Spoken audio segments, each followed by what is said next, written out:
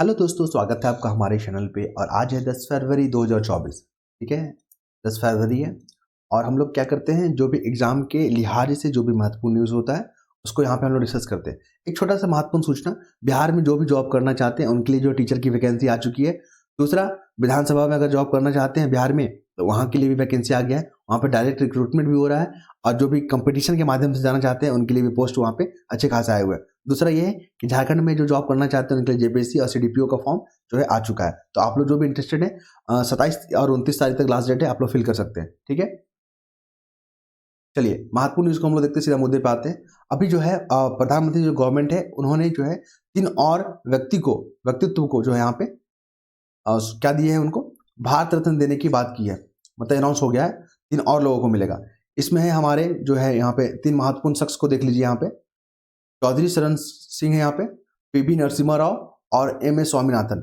इनका तीनों का नाम आप लोग सभी जानते होंगे, जो भी तैयारी कर रहे हैं ना। ठीक है, इनके बारे में पक्का ही जानते होंगे। जैसे एम एस स्वामीनाथन, इनको जो है हरित क्रांति के फादर कहते हैं भारत का। ठीक है, ग्रीन जो रिवॉल्यूशन हुआ था 1966 से 7 में हुआ था ना, तो वहां से क्वेश्चन इस पर बनेंगे पक्का। ठीक है, तो आप लोग याद रखिएगा और जाके टॉपिक पढ़ लीजिएगा ग्रीन रिवॉल्यूशन को। तो एम एस स्वामीनाथन जो है वहां से इंपॉर्टेंट हो गए। पीवी नरसिम्हा राव 1931 में ही जाके टॉपिक पढ़ लीजिएगा, जो एलपीजी जो लाया गया था सुधार 1991 में, एलपीजी लिबरलाइजेशन, प्राइवेटाइजेशन और ग्लोबलाइजेशन। तो वहां से भी प्रश्न बनने की संभावना अब हो चुका है। आने वाले एग्जाम में वहां से प्रश्न बनाए जा सकते हैं। तो पीवी नरसिम्हा राव को आप लोग याद कर रखिएगा। चौधरी चरण सिंह जो है, ये जो है एक कृषि कल्याण में, किसानों के कल्याण के लिए कार्यों में जो है के लिए जाने जाते हैं। तो इनका भी नाम आप याद रखिएगा।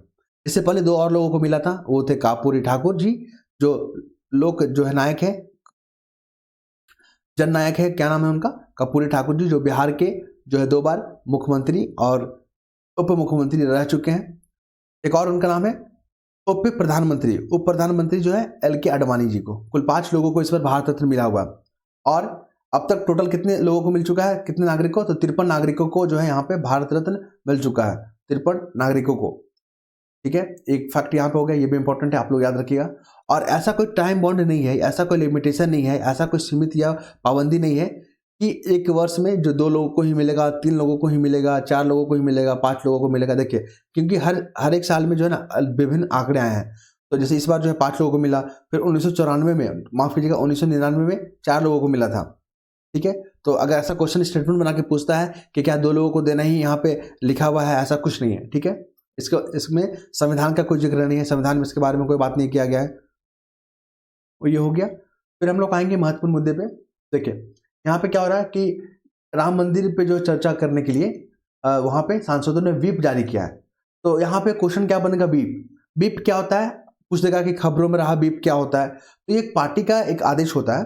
ठीक है, अपने समर्थन में, अपने कार्यों के समर्थन में जो जितने भी उनके सांसद होते हैं उनको जो है संसद में जो भवन है उनमें प्रेजेंट होने के लिए उनको अनिवार्य होता है। तो यहाँ पे याद रखिएगा, ये व्हिप कौन जारी करता है, तो जो राज्यसभा में भाजपा के जो मुख्य सचेतक होते हैं, उनका काम होता है व्हिप जारी करना। पार्टी में जितने भी उनके जो है लोग हैं उनको टाइमलाइन करना, उनको लाइन हाजिरी करना कि आप लोग जो उस दिन प्रेजेंट रहिएगा, व्हिप जारी हुआ आपके नाम पे। ये एक अनिवार्य रूप से सदन में उपस्थित रहने के लिए व्हिप जारी किया जाता है। तो ये डेफिनेशन है, याद रखिएगा। व्हिप पूछा जा सकता है। अभी आगे हम लोग कोरम को भी देखेंगे। फिर यहाँ पर देखेंगे कि हिंदू धर्म की जो बात करते हैं ना, आज जो स्वरूप है हिंदू धर्म का, वह एक धार्मिक संस्थागत रूप में तो इसकी आधारशिला जो है, जो हमारे शंकराचार्य जी ने ही रखा था। ठीक है, याद रखिएगा। तो शंकराचार्य जी से जो भी जो आपके हिस्ट्री का जो पोर्शन है और वहाँ पे जो प्राचीन भारत है ना, तो प्राचीन भारत में जो है शंकराचार्य जी से जो है प्रश्न आने की संभावना बन गई है। अब हम लोग बात करेंगे जो है महत्वपूर्ण मुद्दे पे डीप फेक को लेकर। देखिए, ये न्यूज़ जो है ना 2-3 महीनों से न्यूज़ में रहा। डीप फेक क्या होता है, आपने देखा था बॉलीवुड में, जो एक वहाँ पे बॉलीवुड की जो अभिनेत्री है रश्मिका मंदाना, उनके जो है फेस का इस्तेमाल किया गया था। ठीक है, एक अदर जो लड़की थी उस पर जो है रश्मिका मंदाना का जो है डीप फेक के तहत मॉडिफाई किया गया फेस को, और उसको ऐसा करके फिर क्या किया गया, सोशल मीडिया में वायरल कर दिया गया। तो इससे उनका प्राइवेसी, उनका जो छवि उसे खराब हुआ। ठीक है, क्योंकि वो वीडियो जो है अवांछित लग रहा था।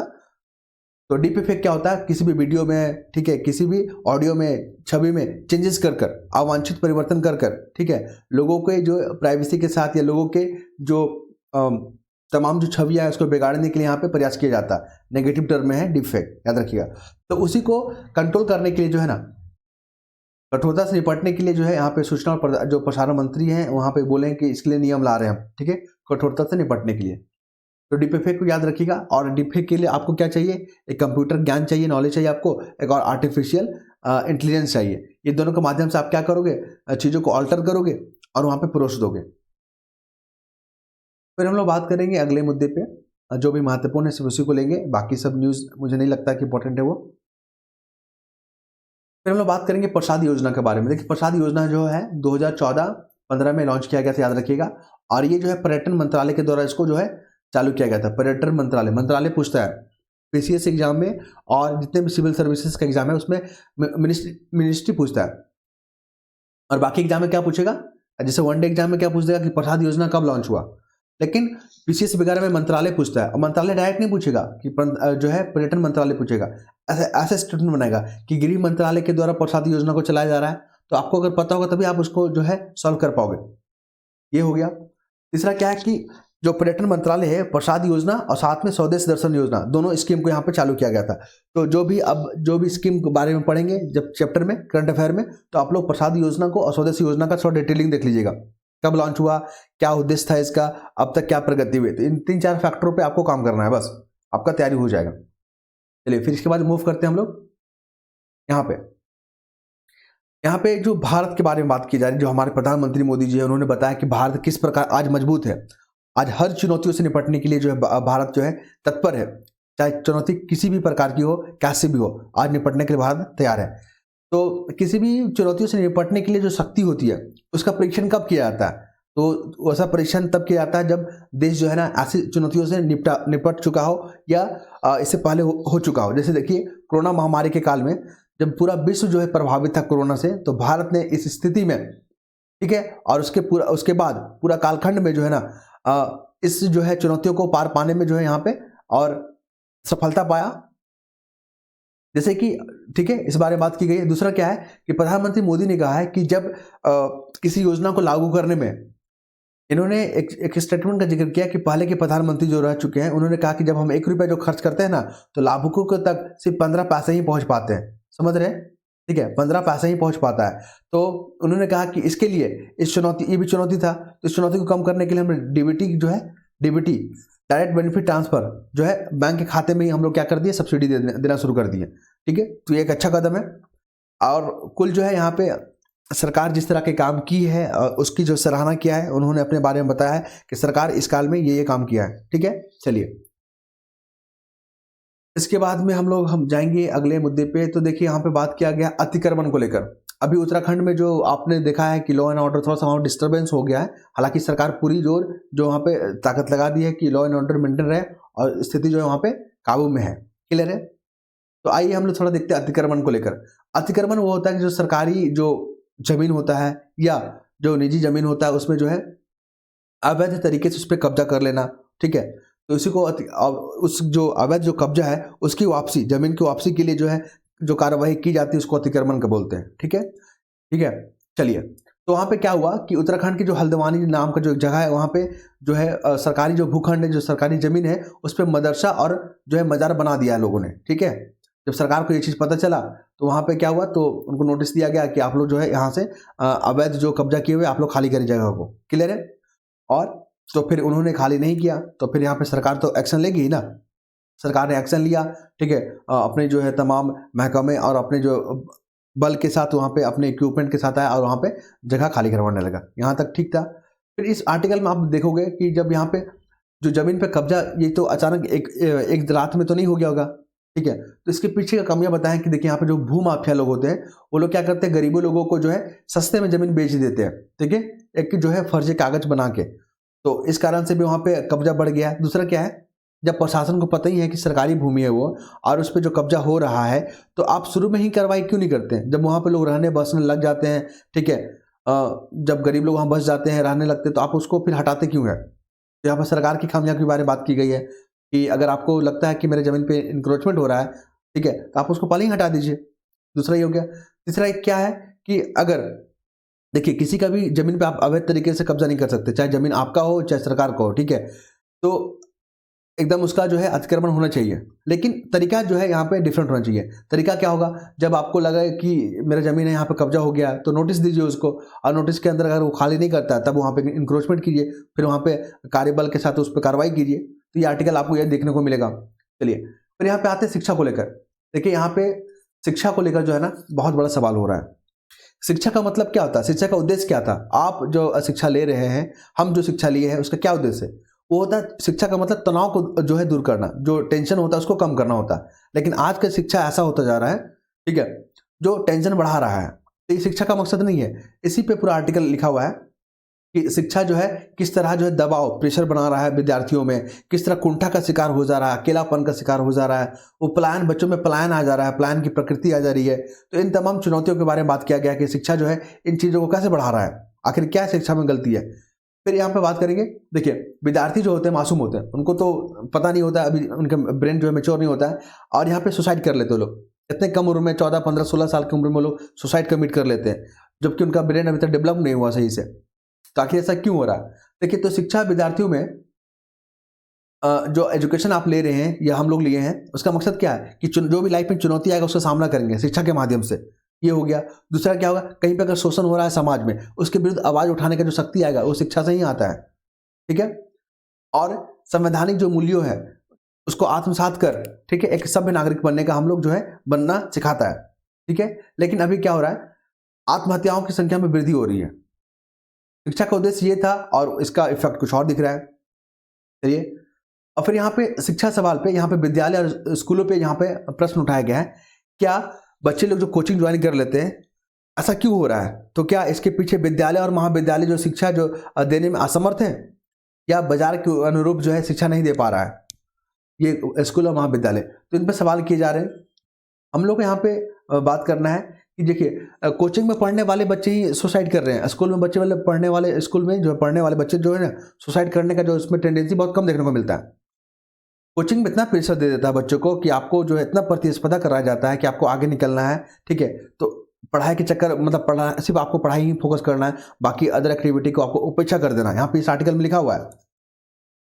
जैसे स्कूल में क्या होता है, टीम वर्क पे काम होता है, ठीक है। आपने देखा होगा बहुत सारे स्कूल में आपको टीम वर्क पे काम करता है। ये इंदिरा हाउस है, ठीक है, ये नेहरू हाउस है, इस तरह बना बना के लोग एक टीम वर्क में बांटा जाता है, ग्रुप ए, ग्रुप बी। और वहाँ पे जो बच्चों में जो है एक कार्य करने का जो शक्ति है ना, उनमें टीम भावना के साथ वहाँ पे काम करने की होता है। कुछ बच्चों में इसमें कामियाँ हैं, कुछ में खामियाँ हैं, ठीक है। इन चीज़ों पे, पहलुओं पे जोर दिया जाता है। लेकिन जब कोचिंग में बच्चे पढ़ते हैं, इतने दबाव में होते हैं कि इस सब एक्टिविटी से वो लोग दूर हो जाते हैं, और उन पे क्या होता है, फिर माइंड जो है कुछ जो गलत लेने को फैसला पे मजबूर कर देता है। तो अभी जो है शिक्षण संस्थान के बारे में अगर हम लोग बात करें, तो अभी सरकार ने गाइडलाइन जारी किया है कि 16 साल से कम उम्र के बच्चों को आप एडमिशन नहीं लोगे, पहली बात। दूसरा है कि उनमें जो भी टीचर्स वगैरह होंगे तो उनका एक क्राइटेरिया है, जो क्वालिफाइड होंगे, जो एक्सपीरियंस वाले होंगे, उन्हीं को लेना है, ठीक है। ये बात हुआ है। साथ में आप यहाँ पर नेल्सन मंडेला का कोटेशन का यूज कर सकते हैं आंसर राइटिंग में आप लोग, ठीक है। यहाँ पे क्या है कि शिक्षा सबसे शक्तिशाली हथियार है जिससे आप दुनिया को बदलने के लिए उपयोग कर सकते हैं। जब भी शिक्षा के बारे में अगर आंसर राइटिंग आता है तो आपको ये कोटेशन कर सकते हैं नेल्सन मंडेला लिख के, ठीक है, कि इनका कहना था कि शिक्षा वह हथियार है जिससे आप दुनिया को बदल सकते हैं। साथ में एक और है यहाँ पे बुद्धिजीवी जिनका नाम है मिशेल फुको। वो मानते हैं कि ज्ञान क्या है, एक शक्ति है, और ज्ञान क्या है, शक्ति है। तो ये दो कोटेशन आप लोग याद रखेंगे। साथ ही यहाँ पे सरकार को, प्रशासन को, शिक्षक को, बुद्धिजीवियों को सभी पाठ्यक्रमों और शिक्षा नीति का निर्माण करते समय इन सभी जो पक्षों पर गंभीर चिंता करना चाहिए, ठीक है, सभी पक्षों पर, कि ऐसा क्यों हो रहा है। हमारा मकसद था शिक्षा का बच्चों को जो व्यक्तित्व जो है उन पे चरित्र निर्माण करना, व्यक्तित्व का जो यहाँ पे मजबूत करना। लेकिन यहाँ पे लोग सुसाइड कर ले रहे हैं, ऐसा क्यों? तो इन चीज़ों को, तमाम चीज़ों पर विचार करके ही नीतियाँ बनाना चाहिए। ये हो गया। फिर हम लोग बात करेंगे तीसरा जो आर्टिकल है। देखिए, आज समय था तो मैंने इस आर्टिकल को पढ़ लिया। ये जो है ना आर्टिकल आपको काफ़ी हेल्प करेगा जब आप दिनचर्या, जैसे जो आप अपने सुबह से उठते हैं और रात को सोने तक जो भी कार्य करते हैं आप, तो उसके लिए मोटिवेट रहना है ना, तो आप इस आर्टिकल को पढ़ा कीजिएगा। ये आपको जो है ना एक अलग दृष्टिकोण देगा और एक पॉजिटिव चीज़ देगा। अगर कोई माइंड में अगर नेगेटिव चीज़ आपका चल रहा है, कुछ आपको बार बार परेशान कर रहा है, तो आप इस आर्टिकल को पढ़ सकते हैं, ठीक है। और हर डेली इस तरह के जो आर्टिकल आपको देता है, जो आपको एक शांति का प्रतीत या एक शांति देगा आपको, ठीक है, मन शांति की जो है अनुभव करवाएगा ये आर्टिकल में। फिर यहाँ पे हम लोग बात करेंगे अगले आर्टिकल पे। तो यहाँ पर देखेंगे हम लोग, देखिए यहाँ पे कोरम क्या होता है। अभी क्या हुआ, सरकार जो है, सरकार के जो मंत्री है अपने कार्यों को लेकर श्वेत पत्र जारी कर रही है और विपक्ष ब्लैक पेपर जारी कर रहा है। ठीक है, तो यहाँ पे कोरम क्या होता है एग्जाम में पूछा गया है, तो आपको बता दें कि कोरम वह एक स्थिति है, ठीक है, कोरम का मतलब क्या होता है, संविधान में इसका जिक्र है, कोरम जो है ना संविधान में इसमें जिक्र है, याद रखिएगा। संविधान द्वारा लोकसभा और राज्यसभा की बैठक के लिए एक निर्धारित संख्या तय की जाती है। मतलब अगर आपको संविधान सभा में, जैसे कि मान लीजिए लोकसभा का कार्रवाई करना है, तो आपको एक निश्चित संख्या में वहां पे संसद मौजूद होना चाहिए। राज्यसभा में भी जो है एक निश्चित मात्रा में जो है संसद वहां पे मौजूद होना है, उसी को जो है यहाँ पे कोरम कहा गया है। विपक्ष ने एक सवाल उठाया कि देखिए अभी क्या हो रहा है कि अभी जो कार्रवाई चल रहा है वहां पे, संसद में जो कार्रवाई हो रहा है वहां पे अवकाश, भोजन अवकाश को लेकर अभी जगह नहीं है वहां पे, तो लोग क्या कर रहे हैं, पारी पारी से जा रहे हैं, खा के आ रहे हैं, संसद में आ रहे हैं। ठीक है, तो यहाँ पे जब ऐसा स्थिति आ गया कि लोग 55 जो है संख्या भी नहीं हो पा रहे थे, लोकसभा में जो है 55 जो है संख्या होना चाहिए कोरम के लिए, और राज्यसभा में कितना होना चाहिए, राज्यसभा में होना चाहिए 25 होना चाहिए। यहाँ पे आंकड़ा लिखा हुआ, डेट याद रखिएगा। ठीक है, तो फिर विपक्ष ने बोला कि देखिए यहाँ पे तो कोरम ही पूरी नहीं हो रहा है, तो आप किसको सुना रहे हैं, मतलब किस इस जो सभा को स्थगन कर दीजिए, मजाकिया अंदाज में इन्होंने बोला। तो कोरम का मतलब हमें समझना है, यहाँ पे ये एग्जाम में पूछा गया है कि वह मिनिमम संख्या होता है जहाँ पे कार्रवाई करने के लिए या कार्यक्रम को आगे बढ़ाने के लिए वो संख्या होना चाहिए। चलिए, इसके बाद हम लोग बात करेंगे डिफेक्ट के बारे में, बात किए गए। इसमें आर्टिफिशियल इंटेलिजेंस और मशीन लर्निंग और कंप्यूटर नॉलेज चाहिए आपको, तो इस तरह का जो है टेक्नोलॉजी का यूज़ करके लोगों की छवियां बिगाड़ने में या भ्रामक प्रचार करने में जो यहाँ पे इस तरह का जो है कार्य किया जा सकता है, लेकिन सरकार इस पर नियंत्रण करने के लिए जो है अभी नियम लेके आ रही है।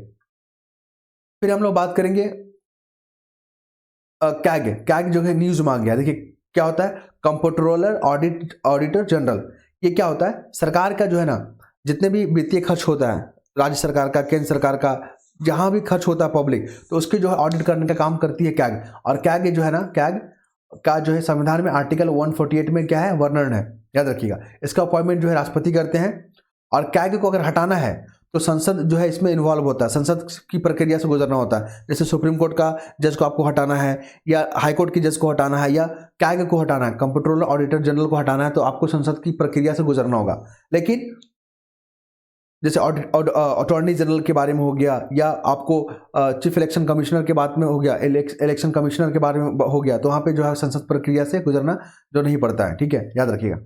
चलिए, इसके बाद हम लोग बात करेंगे, अगले मुद्दे पे आते हैं। यहाँ पे मैंने यहाँ पे हाईलाइट कर रखा हुआ है, देखिए कौन सा आर्टिकल।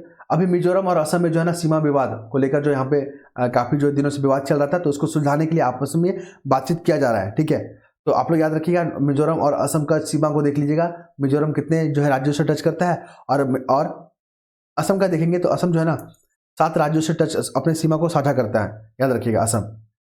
और साथ में एक जगह जो न्यूज में आ गया है, जैसे कि एजल हो गया, कोलसीबस हो गया, मामित हो गया, ये सब मिजोरम का इलाका है। असम का कछार, करीमगंज और हैलाकांडी, ये जगह को याद रखिएगा, एग्जाम में पूछ देता है कि जो खबरों में रहा ये जगह किस राज्य में है। पिछला बार बीपीएससी में पूछा था नेपाल को लेकर। ठीक है, याद रखिएगा। फिर गर्भाशय कैंसर क्या होता है, जो भी बायो का जो चैप्टर आया है, जो एग्जाम में जो जनरल साइंस पोर्शन आता है ना, तो गर्भाशय कैंसर के बारे में, तो गर्भाशय कैंसर जो है ना वो वायरस के कारण होता है, वायरस से इफेक्ट हो जाता है, वायरल जो है क्या बोलते हैं उसको, गर्भाशय कैंसर। ठीक है, और ये हो गया, ये वायरस से इफेक्टेड है, तो उसके लिए टीका बना है एचपीवी।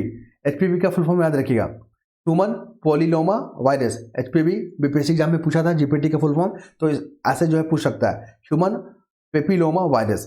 ये जो है आपका सर्वाइकल कैंसर से लड़ने के लिए एक टीका है, क्लियर है। लेकिन ये इतना महंगा है ना कि इसको अभी जो है अफोर्ड करना बाकी लोगों के लिए नहीं हो पा रहा है। सरकार इस पर काम कर रही है कि इसको जल्द से जल्द सस्ता किया जाए। साथ ही अभी आपने केस सुना होगा पूनम पांडे के बारे में, एक अभिनेत्री है, उसकी जो है मौत की खबरें, उनकी मृत्यु की खबरें जो है वायरल हुआ था, वो फर्जी था।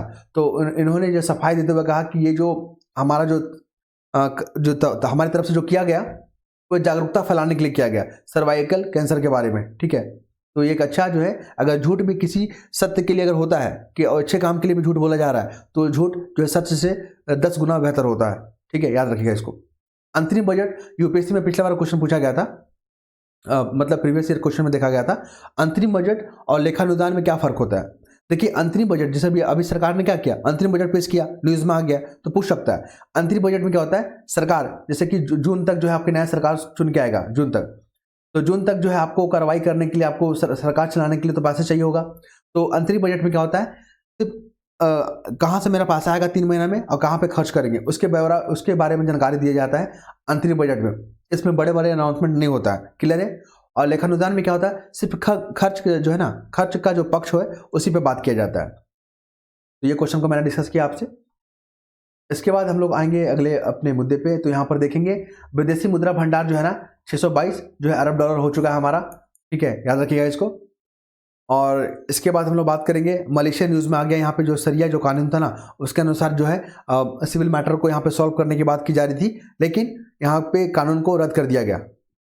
फिर हिंद प्रशांत महाक्षेत्र में मालदीव को लेकर जो है महत्वपूर्ण भूमिका निभा सकता है, ऐसा अमेरिका कह रहा है। और अमेरिका जो है मालदीव के साथ जो यहाँ पे अपने रिलेशन को मजबूत करने की बात कर रहा है हिंद प्रशांत क्षेत्र के हिसाब से। देखिए यहाँ पे क्या हो रहा है कि भारत और मालदीव के बीच में जो है तनाव आ गया, क्योंकि चाइना यहाँ पे इफेक्ट कर रहा है, चाइना यहाँ पे थर्ड पार्टी हो जा रहा है, उसके जो है इशारे पे मालदीव जो है भारत विरोधी गतिविधियां कर रहा है। तो भारत ने भी अमेरिका कार्ड खेल दिया यहाँ पे, अमेरिका को बोला कि जाके आप वहाँ पर सेटलमेंट कीजिए मालदीव से, क्योंकि वहाँ पे चाइना पे हस्तक्षेप कर रहा है, ठीक है। तो यहाँ पे आप समझ रहे हो ना, ये सब चीज़ कब समझ में आएगा आपको, जब आप न्यूज़पेपर पढ़ोगे, कूटनीति को समझ पाओगे, ठीक है, तब आपको ये चीज़ समझने में आने लगेगा।